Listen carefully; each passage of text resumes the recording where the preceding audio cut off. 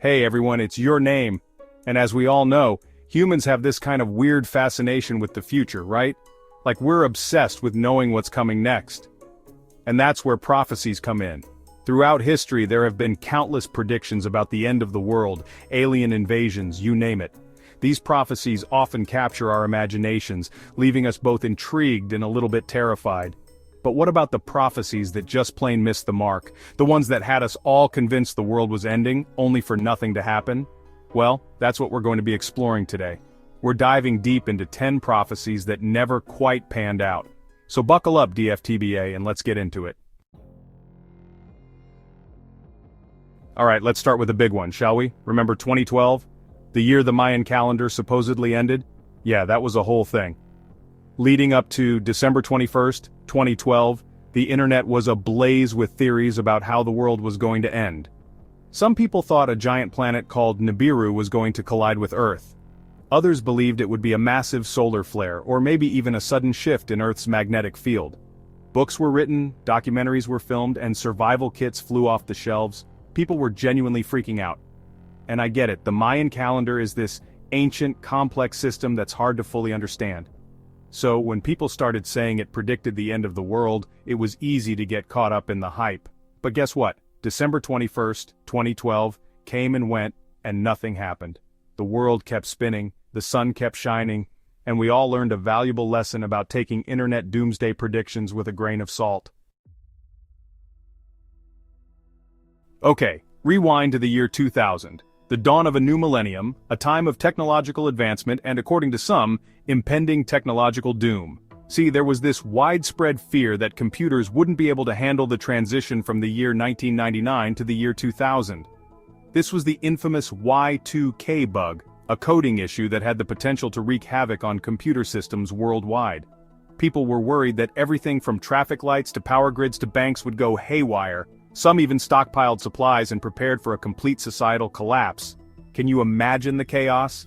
But then, January 1st, 2000 arrived, and nothing much happened. Sure, there were a few minor glitches here and there, but the widespread catastrophe that everyone was bracing for never materialized. Turns out, a lot of programmers worked really hard to fix the bug before it could cause any major problems. Alright, let's talk about Harold Camping. This guy was a radio broadcaster who became pretty well known for his, shall we say, enthusiastic end-of-the-world predictions. Camping was convinced he'd cracked the biblical code and calculated the exact date of the rapture. That's the event where, according to some Christian beliefs, believers are whisked away to heaven before the tribulation begins. He first predicted the rapture would happen in 1994. When that didn't pan out, he recalculated and set his sights on May 21st, 2011. He even had followers who quit their jobs, sold their belongings, and dedicated themselves to spreading the word about the impending rapture. I mean, talk about commitment! But spoiler alert, May 21st, 2011, came and went, and the rapture did not occur. Camping, to his credit, was a little surprised, but undeterred. He revised his calculations yet again and claimed the rapture would actually happen on October 21st, 2011. And well, you can probably guess what happened. Or rather, didn't happen. Chapter 4, Nostradamus, Master of the Vague Prophecy. Now let's step back in time to the 16th century and talk about Nostradamus. This French astrologer and physician is basically the OG of cryptic prophecies. He wrote a book called Les Prophecies, a collection of nearly 1,000 quatrains, 4-line poems, that are so vague and open to interpretation that people have been finding ways to link them to current events for centuries. I mean, seriously, these quatrains are like the original fortune cookies, just way more cryptic. People have claimed that Nostradamus predicted everything from the French Revolution to the rise of Hitler to the assassination of John F. Kennedy. But here's the thing. Most of these interpretations are made after the fact. It's easy to find connections to Nostradamus's quatrains when you're looking for them in hindsight. It's like connecting the dots, but you get to draw the dots yourself after you've already seen the picture. Chapter 5, The Jupiter Effect, a Cosmic Misalignment. In 1974, a book called The Jupiter Effect hit the shelves, and it caused quite a stir. Written by John Gribben and Stephen Plageman, the book predicted that a rare planetary alignment, all the planets in our solar system lining up on the same side of the sun, would cause some serious havoc here on Earth. Specifically, they claimed that this alignment, which was supposed to happen in 1982, would trigger massive earthquakes, volcanic eruptions, and all sorts of other natural disasters. Now, this wasn't some fringe theory. Gribben and Plagueman were actual scientists, so people took their predictions seriously. But as you might have guessed, 1982 came and went, and the Earth didn't crack in half. The planetary alignment did happen, but it turned out that the gravitational pull of the planets on Earth is actually pretty insignificant compared to the Sun's gravity. So, no need to worry about the planets aligning and causing the apocalypse anytime soon.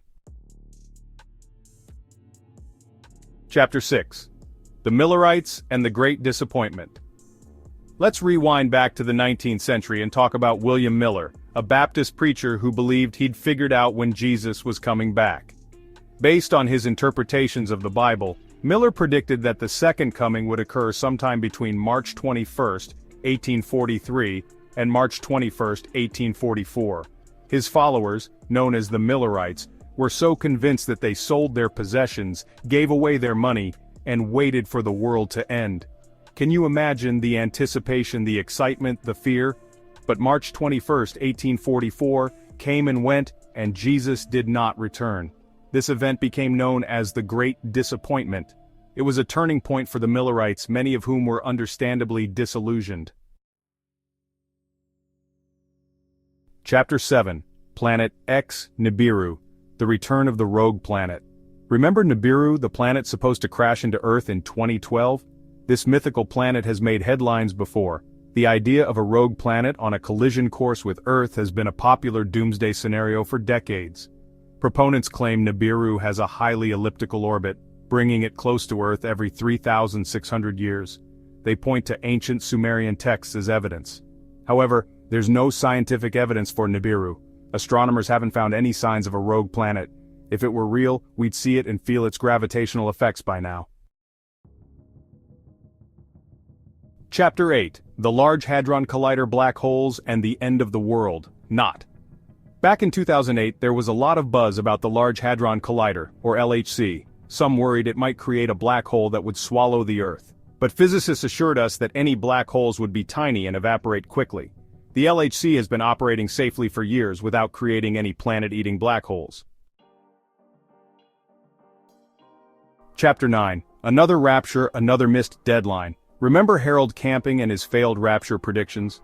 Well, it seems like the idea of a pre-tribulation rapture is a popular one because, in 2011, another prediction started making the rounds. This time, the date was set for May 21, 2011. Sound familiar? And the source was a group called E-Bible Fellowship, led by a man named Chris McCann.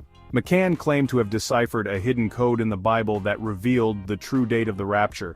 He even went so far as to say that he was 100% certain about the date, and that anyone who didn't believe him was not a Christian.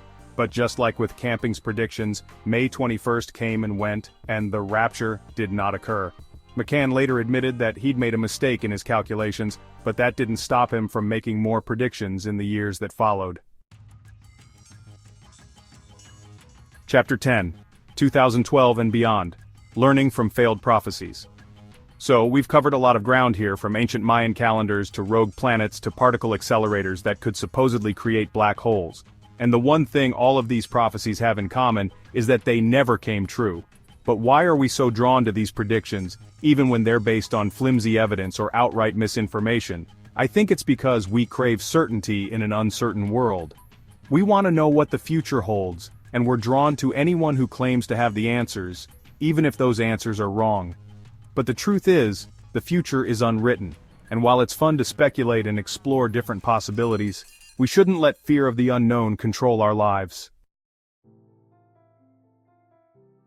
Outro, what's next? So, what do we do with all of this information?